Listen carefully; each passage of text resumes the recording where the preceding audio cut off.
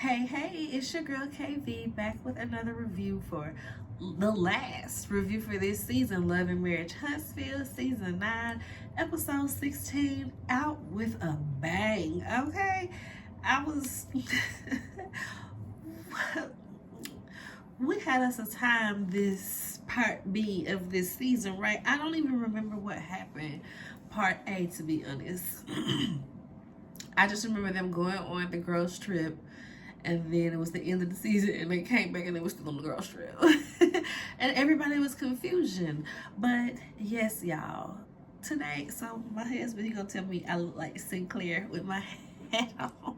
It was cold outside and I had to go to pre-K registration. I said, let me throw something on real quick, and the way that it just matches perfectly with my Issa D, the Block is Hot sweatshirt.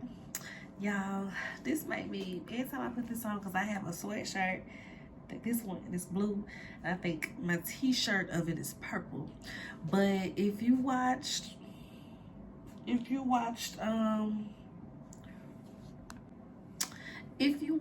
Insecure, you know. If not, Insecure, Issa Rae, HBO TV show. When she finally found herself some seasons on in, she created this nonprofit that put on different community events called Black Life Opportunities, Cultures, and Connection. Block. And everybody was like, Bo CC? She was like, no, the Block. They're like, oh. But I love it. I love my Block is Hot sweatshirt. Shout out to Issa Rae. I did go see one of them days the other day. Me and my husband went. We had a little date for early Valentine's, since we got a kid and we had him a Valentine. So we went to go see Issa Rae's movie. It was good. We liked it. But on to what we are here for. The madness that is Love and Marriage Huntsville, y'all. Child, this reunion part 3 was a whole mess. I was so amused. Honestly, if we really get into it, this whole weekend of TV, superb. Starting with Traders on Thursday, great TV. Love and Marriage Huntsville, great TV. Ready to Love was actually pretty good, and we know that's... Ready to Love was pretty good. Closing out with daggone Real Housewives of Potomac reunion and Married to Medicine with King and Quad. Baby, I am full from reality TV this weekend. I am truly like, baby, everything was entertaining. Everybody trying to start 2025 out with a bang. Out with a bang and with a bang. All right now. So, let me take a sip. I'm drinking wine out of a coffee mug.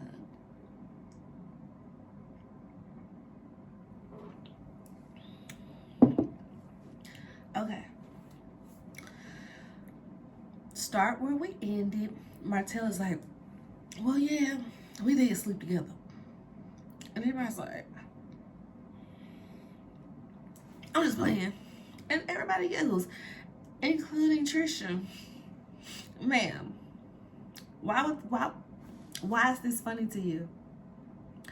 Why is this funny to you? This is dang as bad as Martell laughing and agreeing with Destiny, and she calling him a groomer along with Melody. Like,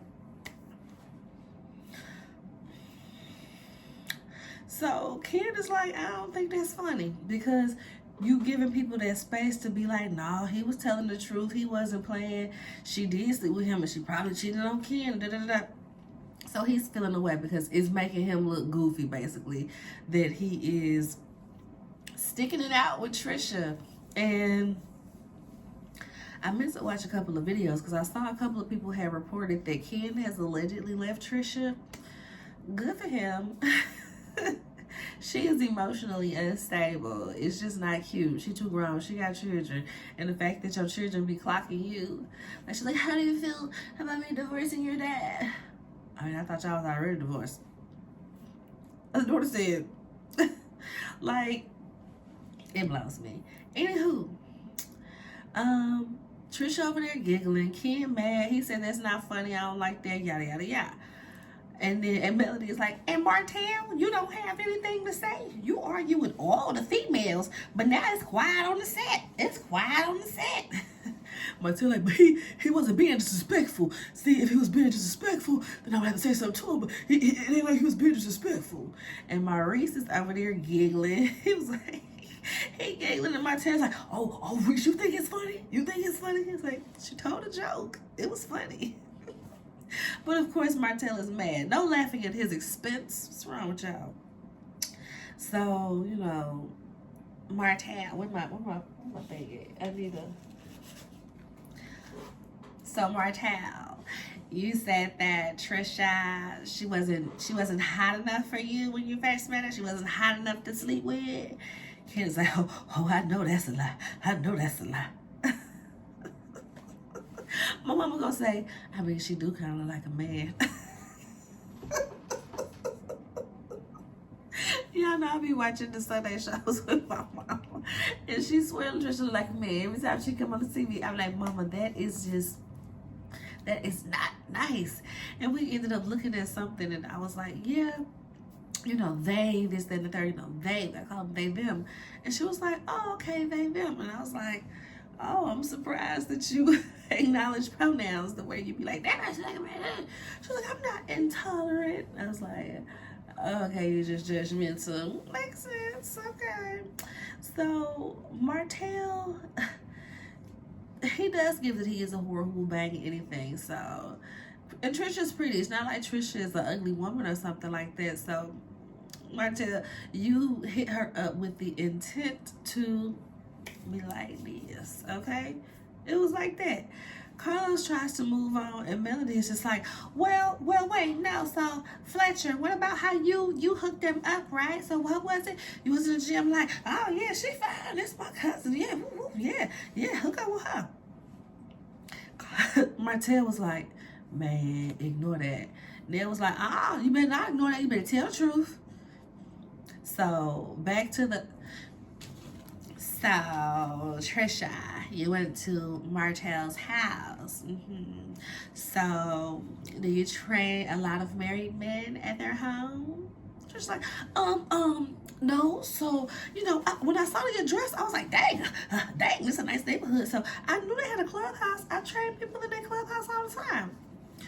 Okay, Trisha, so when you got there and you didn't see, you know, a weight bench or sanitizer or, you know, free weights, you didn't think, oh no, you just came in and you saw like a kitchen and a bathroom and, you know, a lazy boy. Yeah, so you went to this married man's house, Trisha.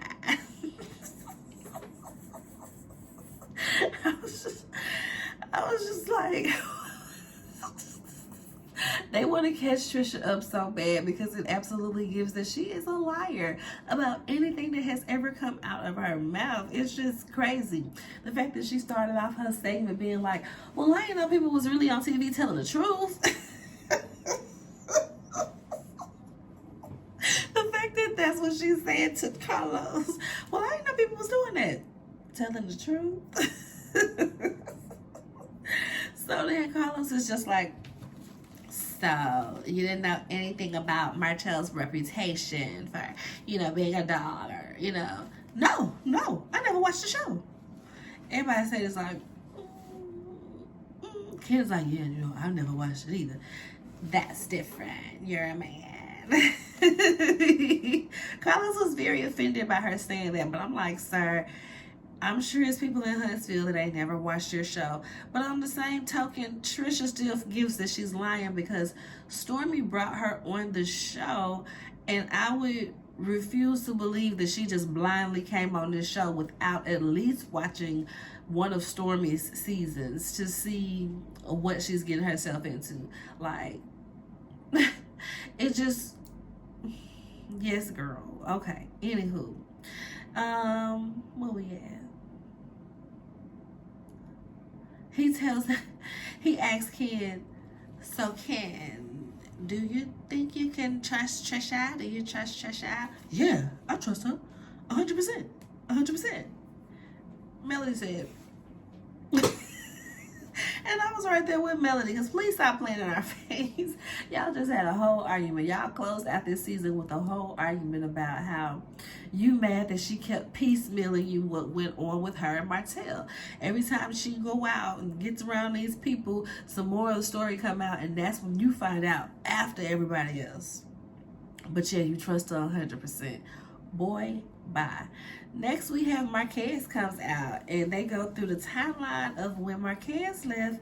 And okay, so he said they got married in 2006. They were high school sweethearts, and then he moved. I think he said he moved to Atlanta, or moved out the house in 2021, and that's supposed to be the same year that Ken and Trisha got together. So Trisha's like trying to defend herself. Well, it may have been his address, but he was always gone. He was with his friends. He wasn't living there. It wasn't like he was there. It wasn't like he was there. Okay, girl. So he gets to arguing with Ken. You the bonus. You the bonus. You not their daddy. I'm their daddy. Okay, I'm their daddy. There was just a whole lot of yelling back and forth about who's taking care of the kids, how they're taking care of the kids, if their intentions are pure. People are pretty split down the middle, because Ken is very much like, I pay for this, I pay for that. But we've seen in previous episodes where he said things like, I take them on trips, I take your daughter to the dance. Like, he's mentioned other things than money. So don't make it seem like he only brings up money. He seems genuinely attached to these children, more so attached to the children than Trisha, if we're really keeping it a buck. But you know, that's another story for hopefully not another season. So all Marquez, but yeah, people are split down the middle on whether he is right or wrong for the way he approaches this situation, because, you know, they feel like, well, you know, he's the type to do something for you and they throw it in your face, because we did see in that argument with Trisha. And here he just kind of like, you know, he'll bring up things that he did, and you know, that turns people off sometimes. You know, people don't want to feel like you're taking tally or you're taking score on the goodness or what you feel like you're bestowing upon their life and stuff. So, you know, I get it. All Marquez can say is that I talk to my kids every day. I talk to my kids every day. And I feel like, ain't that a recent development? Because when he came on the show, I feel like Trisha was saying how he hadn't seen the kids or talked to the kids in a while. And when he had first sat down with Marceau and Black, he agreed that he had been a deadbeat dad. So I'm like, okay, baby steps. Now you're actually talking to them every day. Now let's provide some money. Let's get Xavier, you know, some things for college or trade school, whatever it is he plan on doing. Get your son together and get your daughter some dance stuff. That's the next goal. Kimmy pipes up and she's like, but do you pay for things? Because they still need financial support. They still need financial support. Reese is like, baby, stay out of it. This ain't your fight. Ken goes in. He flat out calls Marquez a bum. He's like, I take care of these kids and I take care of you, okay? You be borrowing money from your kids. I give you money technically, because you be borrowing money from your son and he get that money from me. Everybody's like, ooh, you wanted to see your son for your birthday and you couldn't afford to come out here, so I let your son drive my car to get to ATL to spend your birthday with him. I said, Jesus Christ. So they're like, who? So, are y'all divorced? And then she's like, the papers are filed. Yeah, we're just waiting on this and third. Marquez said he ain't signed no papers, but I hope you pay for it. That's what he says to Ken. Ken's like, of course, because you ain't got it. You don't know what I got. You don't know what I got. She should have been got that divorce. You know, that's what you should have worried about. She don't even want to marry you. If she wanted to marry you, she would have been got that divorce. I was like, I mean, you know, Trisha like, oh wow, yeah, girl, because you know it's the truth. That was stung because it was the truth, huh? Yeah, girl. So next we see Carlos King, well, with Marquez still there. Carlos King's deflecting and, you know, tries to lighten the mood. And he sets Marquez up to talk to Melody. Oh, so Marquez, you hang out with Melody. How is that?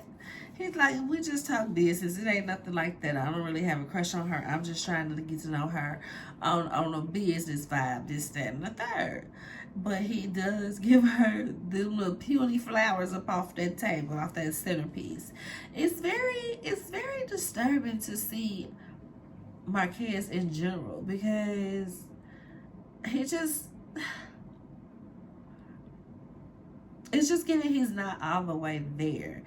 People need to bring back Shane, because the fact that he gets on this TV, admits to not taking care of his children, beefs with they stand-in daddy, and then tries to date somebody else within the same friend circle, he's not well. He's not. And it's very concerning and frustrating. I really don't want them back home next season. It was just like painful to watch Trisha lie about everything and Ken look crazy because he's just going with whatever she says. So nextly, they bring out all of the women and they discuss the girls trip. First girls trip ever is usually a couples trip, you know. Kimmy and Tisha discuss how they felt slighted when they came to the room. I'm not gonna lie, that room cracked me up, y'all. Not that I know that usually production buys gets, books the house and everything, but the fact that you had to go down the stairs, around the corner, through the laundry quarters to this little dungeon bedroom with no windows. I would have been upset. This is the maid's quarter. I don't want to be in the maid's quarter. But, you know, it is what it is. Kimmy was like, we were filming in your backyard for nothing because it was your dream to be on TV. She really annoyed me with that, because it's like, it may have started off for nothing for you, but we see at this point it's brought you a whole lot of something, boo-boo. So for you to be even phrasing it and framing it like that, like I said, Kimmy has just, I don't know if she's just, you know, misery loves company from this relationship, or if this is her true colors and she was masking it the first couple of seasons. But Kimmy, she used to be a favorite, and now she is amongst the rest of them, because Love and Marriage Huntsville is one of them shows where you cannot have a favorite and people understand. Like, it makes perfect sense, because what do y'all be doing? Like, crazy, y'all. Where we at with it? So, but back to the rooms, the little dungeon maid's quarter, I would have been annoyed by that too, especially when you bringing on two etc. friends that don't even go here, and then you put them in nice big master bedrooms just to stuff me in the maid's quarter. But at the same time, Letitia invited a +1, which is Destiny. So Mel was like, oh, well, it'll just be easy to put those three in a room, sisters-in-law and your +1 type deal. So Kimmy understands, well, she knows, she's not necessarily understanding of it, but she gets that she was a casualty of war being Tisha's sister-in-law when it comes to Mel. Then Carlos asks Nell if Melody's head has blown up since the show, and she says yes. Melody's like, girl, the nerve of you to say that when you to be the main one standing in the pilot. Y'all know this male-ish. This male-ish. Y'all just need to fall in line. Y'all need to fall in line. This male-ish. Melody is so theatrical. She made this daggone reunion a giggle outside of the downright ridiculous stuff that make you giggle. She made this reunion a little giggle. I was cracking up. They also get back into the sadness that surrounds the whole mentorship, non-mentorship problem. And I'm like, it could be so many other things than mentorship. Like, I hate that she's so hung up on this, but she needs to find a reason to blame on not, never mind. But where we at with it? They're into the conversation, and then Melody ends up giving a very heartfelt apology. She lets Nell know that she appreciates her and her friendship, and just her being there for her all around. Kimmy tries to interrupt, to be like, well, how did you think that would make her feel? Melody was like, girl, if you would stop talking, you'll hear what I have to say to her. And like I said, it was very genuine, it was very sincere. So Kimmy ain't have nothing to say when she sat down and stayed out of other other people's business. Like, girl, you don't want to answer no questions when it comes to you and Maurice and whatever is going on over there, but you blaming everybody's situation. She annoyed me so bad this reunion. So, Destiny being up Mel's butt. Oh my God, Destiny is when it flies over the cuckoo's nest. She needs to be committed somewhere. Something is wrong with her for real. Her and Marquez needs to go hand in hand into some straight jacket wearing facility and just have them monitored for a while. Do a couple of brain scans to see what excites and upset them, and take notes of these things, because they say and do some of the wildest things. So now to Destiny. We all saw how she was up Mel's butt, especially on that trip. They bring it up and she's like, well, Mel was texting me. She was texting me. Mel said, I was texting you because you kept on talking to me. What was I supposed to do? You making people change seats so you can be next to me? And she did. She was like, you sat in my seat. Who, me? Yeah, you sat in my seat. I wanted to sit next to Mel. Okay, girl, I can move. Like, okay. It was just real crazy. Because it's like, oh, now you don't like her. You don't.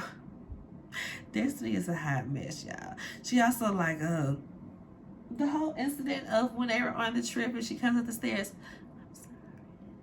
I'm sorry. I love you. I was like, girl, or is Kim out here saying, I'm sorry, I love you. He be killing me with that. But like, what is your problem? But now you want to try to act like, why are you so close? But now you're trying to act like you weren't paying her no mind. But she says she feels like once she found out Melody was calling her clingy, that's when she was over it. She was like, girl, I ain't finna fool with you if you got stuff to say about me behind my back.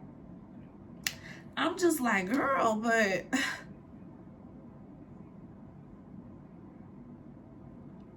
And to explain the, I'm sorry, I love you, she said, I was saying sorry for what I had to do to you. Huh? Why didn't we sit there and flesh that out a little bit? Because what you mean sorry for what you had to do to me? Did you team up with my ops just to make a scene, make a splash? Like, what do you mean for what you had to do to me? I wish they would have sat on there and asked her what she meant by that, because I was extremely confused. Then apparently on Destiny's podcast, which I do not watch, I just saw other people reporting about it, she tries to walk back the grooming allegations and said, maybe grooming ain't the right word. Maybe I should have just said she freaky. Melody, sue her and sue Kingdom Reign. I'm sick of them. I'm watching these shows, but I'm still sick of them, okay? Because in what world do you think this is okay, Destiny? And in what world do y'all think it's okay to film this, knowing that it ain't no proof, ain't nothing to back these claims up, and you, Carlos, you already have two of your former people that quit this past year having lawsuits against you, and you just invited more. It was really baffling to me. So then they bring out Stormy, and you know, she's been up since her TikTok. She was breaking records and selling the most amount of product or number in sales, just killing it, right? She said she left because, you know, certain fans, you know, talking to you millimeters, certain fans were just doing the most, and she ain't got time for that. And like I said, because people were like, oh, she just couldn't take the heat. Oh, this, that, and the third. I said, baby, Heavenly said the same thing, and Heavenly ain't even on the show. Heavenly is reviewing the show, and them folks was calling up to her office and doing all type of crazy stuff too. So, nah, them millimeters is a bit too much, so I get it. I get it. They do a tribute to Kiki, y'all. We know she passed away this past season. They show a memorial that they did for her. I suppose purple was her favorite color because that's what they had on, mix of black and purple. I like when people do that for funerals, to kind of bring some life, bring some color into the room. Know that they're, you know, you're there for, you know, some sad situations, but you still have to celebrate the life and see the brightness and everything, right? So we find out that Stormy paid for the funeral because we all know that she had an affinity to Kiki because her best friend, the person that used to watch her child, got on drugs or was on drugs or had some trouble with addiction. So she kind of felt this kinship to what's the lady name? Kiki, right? So as we're closing out, because this is about it. Oh, of course, Tisha is saying, like, make sure you mend things with people. Don't prolong talking because you're upset with somebody, because tomorrow ain't promised. You never know what's gonna happen to somebody. I was like, very true, very true. Carlos King is like, yeah, everybody should just kiss and make out because nothing is really that deep, Nothing's really that deep. And I'm like, Carlos, I get the sentiments, especially coming up off of the Kiki segment, but that is so dismissive to say that it's not that deep when people are downright trying to defame people. And Martell and this revenge piece, Destiny and this grooming allegations, and all of the you cheating, you sleeping with that person, you cheating on your mate with that person. Like, what? It's not that deep. It's not that deep. So that kind of pissed me off just a wee bit. But other than that, y'all, we had us a good little episode. Make sure y'all like the video, thumbs up me, subscribe to the channel if you haven't already, and comment. Let me know what y'all thought about this episode and this review. Until next time, bye.